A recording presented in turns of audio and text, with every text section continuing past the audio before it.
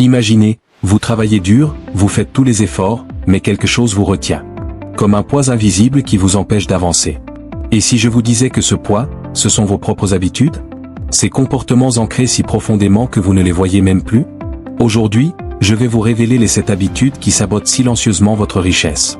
Pas de théorie, juste des vérités brutales et des solutions concrètes. Si vous vous reconnaissez dans une seule de ces habitudes, prenez des notes. Votre vie pourrait basculer. Habitude 1: la consommation émotionnelle. Première habitude toxique, utilisez l'argent comme un antidote à l'ennui, au stress ou à la tristesse. Achetez pour combler un vide émotionnel plutôt que pour répondre à un besoin réel. Quand vous achetez cette nouvelle paire de chaussures après une mauvaise journée, ce n'est pas un achat, c'est une consultation chez le psy. Sauf que contrairement à un thérapeute, ces chaussures ne résoudront pas vos problèmes. Elles masqueront juste le symptôme temporairement. Prenons l'exemple de Marc. Chaque fois qu'il se sentait stressé au travail, il commandait du matériel tech dernier cri. Résultat, 8 000 € de dettes sur des cartes de crédit pour des objets qui perdent 50% de leur valeur en sortant du magasin. La prochaine fois que l'envie d'acheter vous prend, posez-vous ces 3 questions. Est-ce que cet achat résout un problème concret? Est-ce que je l'aurais acheté si j'avais eu une excellente journée? Est-ce que cet argent pourrait être investi ailleurs? C'est comme mettre un pansement sur une fracture, ça ne résout rien, et ça empire le problème en cachant les symptômes. Habitude 2: le syndrome du je mérite. Deuxième piège, se récompenser excessivement pour des efforts ordinaires. J'ai eu une dure semaine, je mérite ce restaurant à 200 €. Le problème? Vos finances ne font pas la différence entre ce que vous méritez et ce que vous pouvez vous permettre. Ce syndrome vient souvent d'une enfance où les récompenses étaient liées à la performance. Sauf qu'adulte, personne ne vous donne une médaille pour avoir payé vos factures à temps. Sophie, consultante, gagnait bien sa vie mais vivait péchec tout péchec. Pourquoi? Chaque réussite professionnelle était célébrée par un voyage ou un achat luxueux. Elle récompensait ses futures économies avec l'argent qu'elle n'avait pas encore économisé. Créer un système de récompense financièrement intelligent. Petite réussite, récompense gratuite, soirée cinéma à la maison.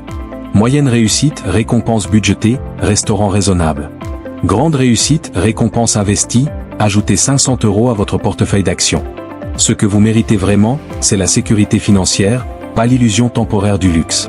Habitude 3, l'évitement financier. Habitude numéro 3, la plus insidieuse, évitez de regarder la réalité en face.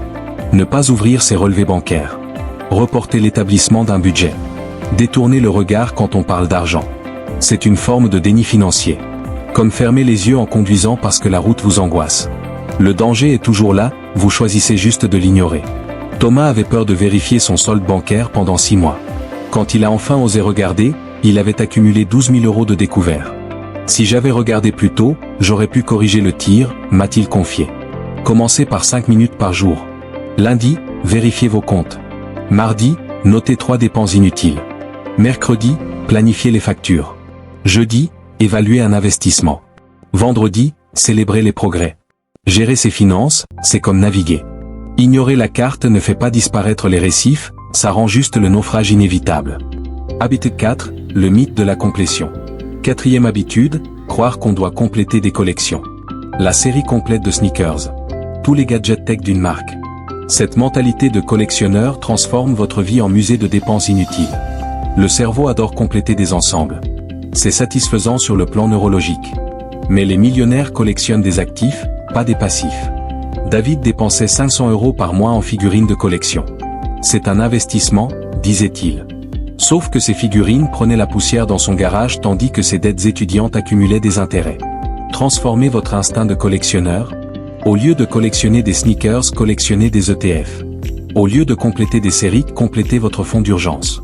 Au lieu d'accumuler des gadgets, accumulez des compétences rentables. Les musées sont pleins de collections complètes, mais les collectionneurs sont morts depuis longtemps. L'argent, lui, devrait vous servir pendant votre vie. Habitude 5, l'optimisation prématurée. 5e piège, passez plus de temps à optimiser qu'à agir. Cherchez la parfaite stratégie d'investissement pendant des mois sans jamais investir. Étudiez 15 business models sans en lancer un seul.